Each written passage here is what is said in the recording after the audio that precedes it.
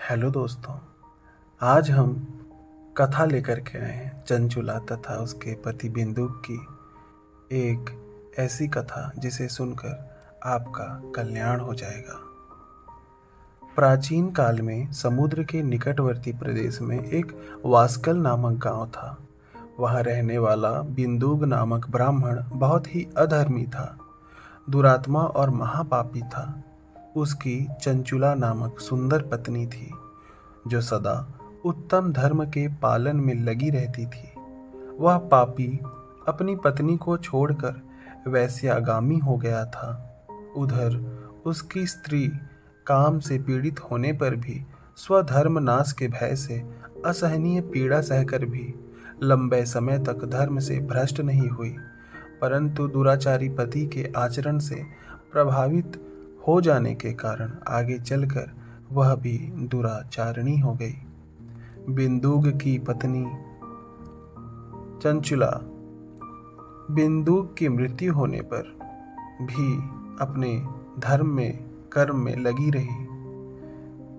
बिंदुक की मृत्यु हो जाने पर वह नरक में जा पड़ा। बहुत दिनों तक यातनाएं सहने के बाद उसे विंध्य पर्वत पर एक भयंकर पिशाच की योनि प्राप्त हुई। उसकी पत्नी बहुत समय तक अपने पुत्रों के साथ रही। एक दिन दैव योग से किसी पुण्य पर्व के आने पर वह भाई बंधुओं के साथ गोकर्ण क्षेत्र में गई। उसने वहां के तीर्थ के जल में स्नान किया। वहां उसने कथा भी सुनी।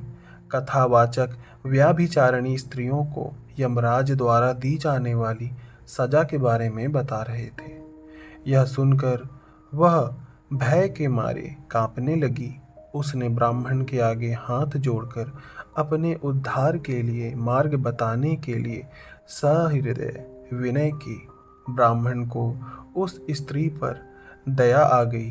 ब्राह्मण ने कहा कि हे ब्राह्मण पत्नी, तुम शिव भगवान की शरण में जाओ। शिव की कृपा होने से सारा पाप तत्काल नष्ट हो जाता है। शिव कथा सुनकर ही तुम्हारी बुद्धि इस तरह पश्चाताप से युक्त एवं शुद्ध हो गई है तथा साथ ही तुम्हारे मन में सभी विषयों के प्रति वैराग्य उत्पन्न हो गया है। केवल पश्चाताप से ही प्रायश्चित संभव है। शिव पुराण की कथा सुनने मात्र से चित्त की शुद्धि हो जाती है। मनुष्यों के शुद्ध चित्त में जगदम्बा पार्वती सहित शिव भगवान विराजमान रहते हैं। इस उत्तम कथा का श्रवण करना समस्त मनुष्यों के लिए कल्याण का बीज है। यह भवबंधन रूपी रोग का नाश करने वाली है। कथा को सुनकर भी सभी अपने हृदय में उसका मनन और शिव भक्ति करनी चाहिए, जिससे चित्त शुद्ध हो जाती है। चित्त शुद्ध हो जाने पर ज्ञान और वैराग्य के साथ भक्ति निश्चित ही प्रकट होती है। तत्पश्चात शिव के अनुग्रह से दिव्य मुक्ति प्राप्त होती है। स्त्री के प्रार्थना करने पर ब्राह्मण ने उसको शिव पुराण की संपूर्ण कथा सुनाई। उसका चित्त शुद्ध हो गया। तब वह नित्य कथा का मनन और शिव भक्ति करने लगी। अब वह पूर्णतया विशुद्ध हो गई। उसने भगवान शिव में लगी रहने वाली उत्तम बुद्धि पाकर शिव के सच्चिदानंदमय स्वरूप का बारंबार मनन एवं चिंतन आरंभ किया। तत्पश्चात समय के पूरे होने पर भक्ति, ज्ञान और वैराग्य से युक्त हुई।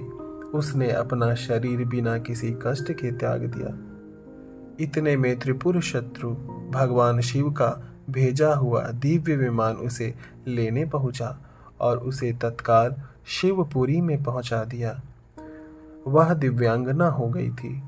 शिवलोक पहुंचकर उसने सनातन देवता त्रिनेत्रधारी महादेव जी के दर्शन किए। सभी मुख्य मुख्य देवता उनकी सेवा में खड़े थे। श्री गणेश जी, भृंगी, नंदीश्वर तथा वीरभद्र आदि उनकी सेवा में उत्तम भक्ति भाव से उपस्थित थे। उनकी अंग कांति करोड़ों सूर्यों के समान प्रकाशित हो रही थी। कंठ में नील चिन्ह शोभा पाता था। उनके 5 मुख और प्रत्येक मुख में 3-3 नेत्र थे। मस्तक पर अर्ध चंद्राकार मुकुट शोभा देता था। वामांग भाग में गौरी देवी शोभायमान थी, जो विद्युत पुंज के समान प्रकाशित थीं। गौरीपति महादेव जी की कांति कपूर के समान गोरी थी और उनका सारा शरीर श्वेत भस्म से भासित था। शरीर पर श्वेत वस्त्र शोभा पा रहे थे। दर्शन करके वह बड़े प्रेम, आनंद और संतोष से युक्त हो विनीत भाव से खड़ी हो गई।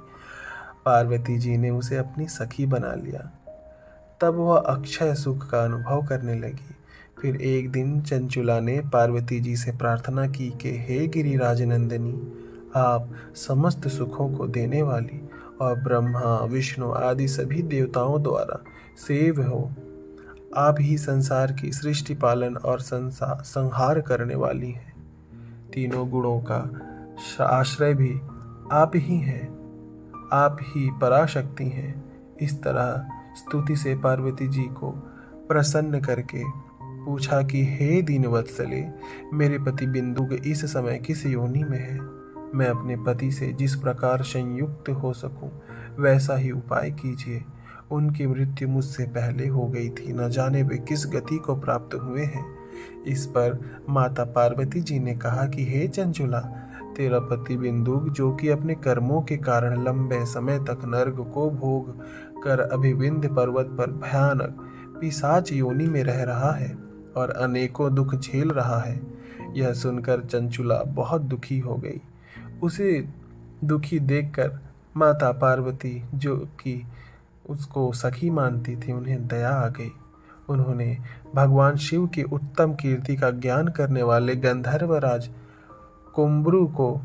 तुम्बरु को बुलाकर सारी बात बताई और आदेश दिया कि वह बिंदुक को यत्न पूर्वक पवित्र शिव पुराण की कथा सुनाए। कथा से उसका हृदय शुद्ध हो जाएगा और वह शीघ्र ही प्रेत योनि का परित्याग कर देगा। उसके बाद विमान पर बैठाकर उसे मेरी आज्ञा से तुम शिव के समीप ले आओ। आज्ञा अनुसार गंधर्वराज तुम्बरु विंध्य पर्वत पर गए। वहां पर पिशाच को ब्लात पाशों से बांधकर शिव पुराण की पवित्र कथा सुनाई गई और भी बहुत सारे देवता आदि कथा सुनने को आए। कथा सुनने के उपरांत पिशाच का हृदय शुद्ध हो गया। उसने पिशाच योनि का परित्याग कर दिया। विशुद्ध हो जाने पर उसे भी शिवलोक की प्राप्ति हुई। उसे वहां पार्षद बना दिया गया। दोनों पति पत्नी सनातन धाम में अविचल निवास पाकर सुखी हो गए। इस प्रकार दुराचारी तथा वेश्यागामी बिंदुक तथा उनकी पत्नी चंचुला मात्र शिव कथा के सुनने मात्र से ही शिवलोक को प्राप्त हो गए। हमें भी अपने जीवन में शिव भक्ति तथा शिव ज्ञान को उत्पन्न करना चाहिए, ताकि भोले भंडारी हमारे समस्त पापों का नाश करके हमारा उद्धार करें। ओम नमः शिवाय। ओम उमा महेश्वराय नमः।